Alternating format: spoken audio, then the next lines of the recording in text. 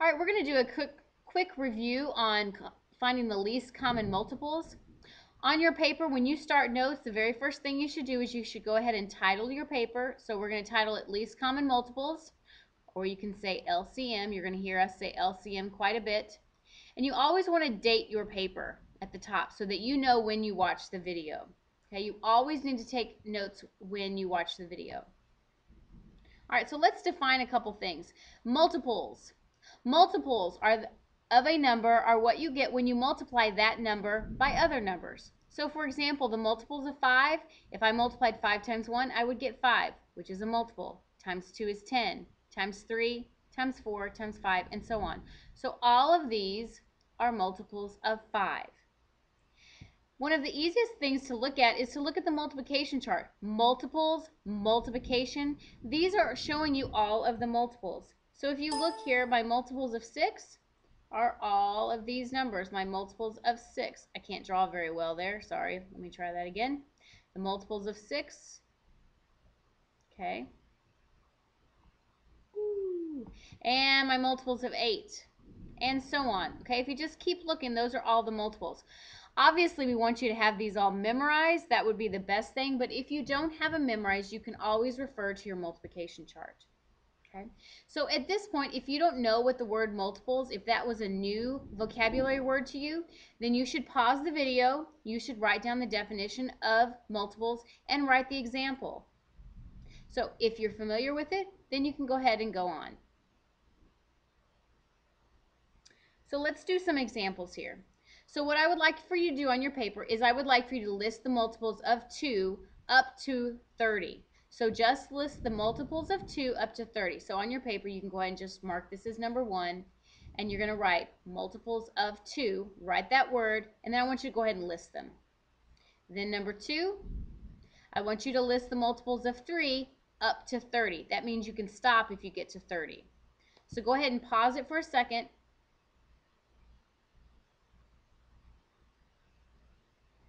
All right, let's check your work. Up to 30. Let's see what you got. All right, obviously a lot of them. To 30. Always a lot of them. So, first of all, are there common factors? Do they have numbers that are similar? Well, of course they do. They have 6 in common. They have 12 in common. They have 18 in common. They have 24 in common. And they will continue to have more numbers that are in common. I just told you to stop at 30. So obviously they have several numbers that they have in common. They have 6, 12, 16, that should be 18. Oops, mistake on my part. That should be 18, and 24. But the question is, what is the smallest number they have in common, or the least common multiple? And that is 6. So they have 6. 6 is the least common multiple. Okay, so two numbers might have many numbers that they have in common as their multiples, but the smallest number is what we're looking for, the least common multiple. Okay. All right, why don't you go ahead and take a couple minutes, pause the video, and I want you to find the least common multiples of each set of these numbers. So pause the video and do these 4 problems. Okay, go ahead and check your work. Hopefully you got the right answers. When you get to numbers that are 3, you always want to go with your highest number, start with that number, and look at the multiples of those numbers, and then look to see which ones of these would work as well. Especially if you get a big number. If you look at this one, 10, obviously a multiple of 10 is going to have a 0 on it. So all you want to know is to find a multiple that works for both of these that would also have a 0 in it. Okay, so 60 times 10 gave me, 6 times 10 gave me 60, and 4 times 15 gave me 60. Okay.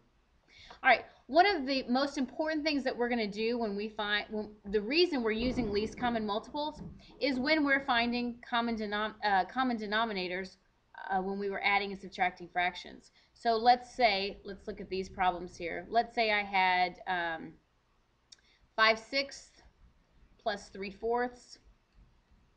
Okay, The reason I need to know least common multiples is because I'm finding the common denominator.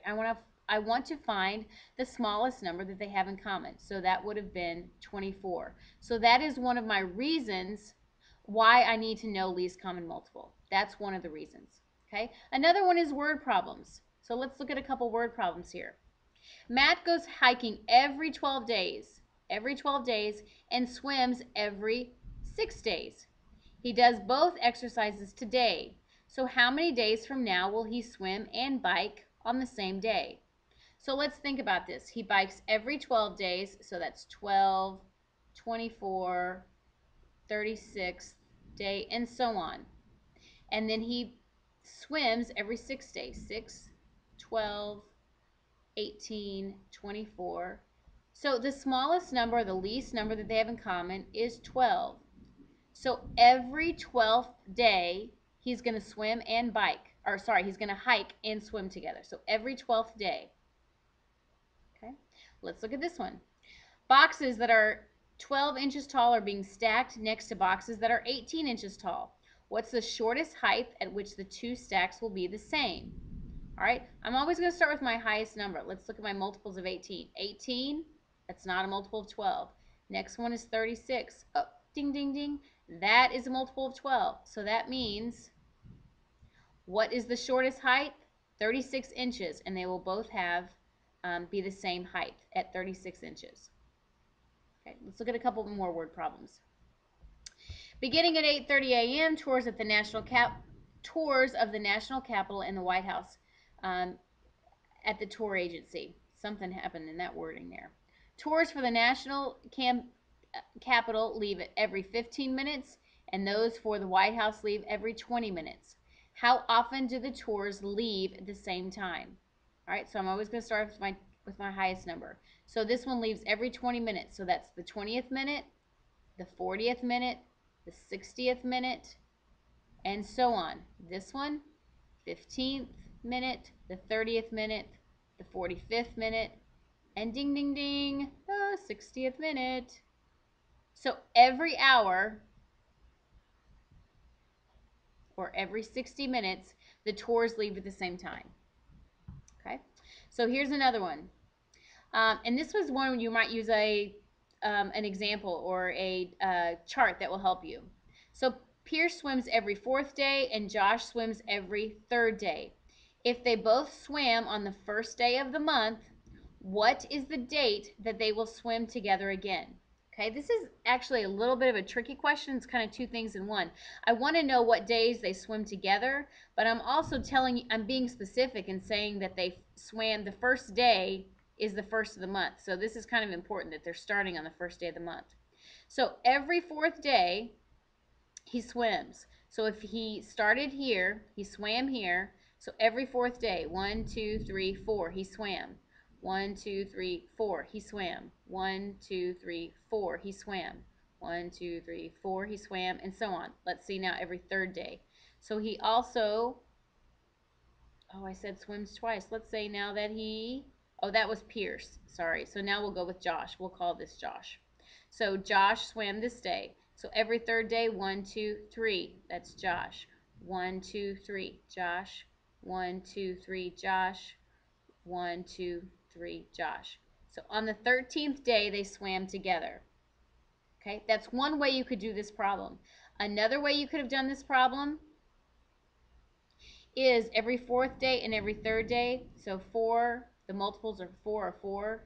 The 8th day, the 12th day, the multiples of 3, 3rd day, 6th, 9th, 12th day. So every 12 days they swim together.